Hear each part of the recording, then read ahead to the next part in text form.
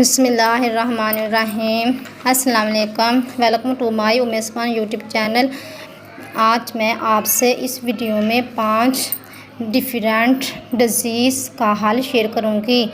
یہ ایک گولی 5 ڈیفرنٹ پرابلم کو دور کرے گی۔ تو آئیے چلتے ہیں ہم آج کے اپنے اس ٹاپک کی طرف۔ سب سے پہلے یہ آپ سماعت فرما لیں کہ یہ 5 ڈیفرنٹ ڈزیز کون سی ہیں، کہ کون سے مسائل ہیں، کون سے مرض ہیں جس میں آپ نے اس کو یوز کرنا ہے۔ وہ چھائیاں ہیں، ایکنی ہے، ایچنگ ہے، خون کی خرابی، پھوڑے پھنسیاں، ان میں سے کوئی بھی آپ کے ساتھ پرابلم ہے، کوئی بھی مسئلہ ہے تو یہ آپ اس پرابلم میں، اس اپنے مسئلے میں یوز کریں۔ انشاءاللہ آپ کو ضرور فائدہ ہوگا۔ اگر خارش کی پرابلم ہے یا خون کی خرابی کا مسئلہ ہے یا فیس پر ایکنی ہے تو آپ کو گرم چیزوں سے اور فرائی کی ہوئی چیزوں سے اور زیادہ تیز گرم مرچ مسالوں سے پرہیز کرنا ہوگا۔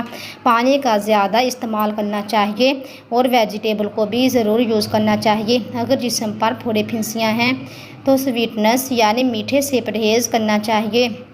اگر فیس پر پگمنٹیشن یعنی چھائیاں ہیں تو انہیں ختم کرنے کے لیے، ان سے جان چھڑانے کے لیے آئرن، خون کی کمی، نیند کی کمی، کیلشیم، وٹامن سی کی کمی، پانی کا انٹیک کم لینا، ان باتوں پر غور فرما لیں کہ ان میں سے تو کوئی وجوہات نہیں ہیں۔ اگر یہ ایک بار چہرے پر، فیس پر پڑ جاتی ہیں تو یہ جلد جان نہیں چھوڑنے والی ہوتی، اس لیے اپنا جلد ہی ٹریٹمنٹ کر لینا چاہیے۔ تو یہ ٹیبلٹ بنانے کا طریقہ بھی آپ سن لیں۔ یہ 4 اجزاء پر مشتمل ریمیڈی ہے۔ ان میں سے 3 کو باریک پیس کر ان کا پاؤڈر بنا لینا ہے، اور وہ 3 چیزیں کون سی ہیں وہ بھی آپ سن لیں۔ وہ 3 چیزیں: نمبر 1 نارکچور، نمبر 2 چاسکو، نمبر 3 نیم کے پتے۔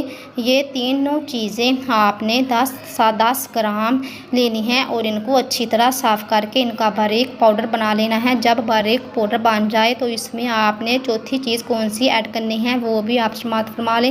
وہ چوتھی چیز شہد ہے۔ آپ نے اس میں شہد یوز کرنا ہے، شہد کو ایڈ کرنا ہے، شہد کا استعمال کرنا ویسے بھی میرے نبی پاک صلی اللہ علیہ وسلم کی سنت مبارکہ ہے اور شہد میں شفا ہے۔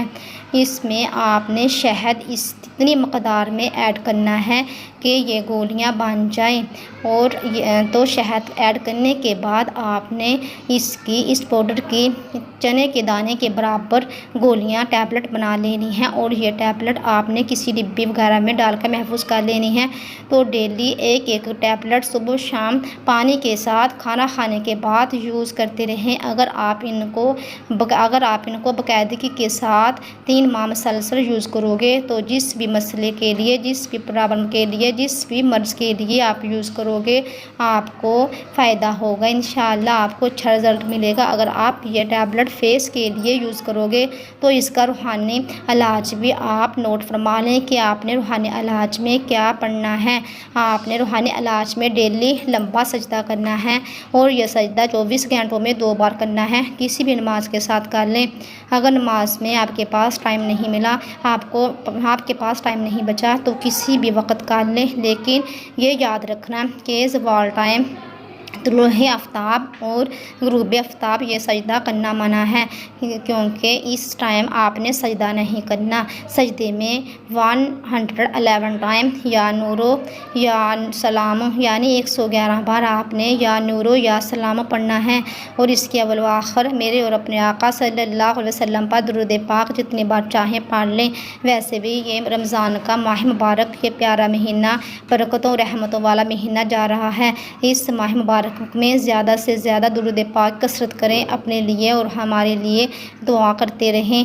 ان پر اگر آپ عمل کرو گے اور باقاعدگی سے ان چیزوں پر عمل کرو گے تو آپ کا یہ مسئلہ، کوئی بھی مسئلہ ہوگا، ضرور حل ہوگا۔ بے شک آزما کر دیکھ لینا۔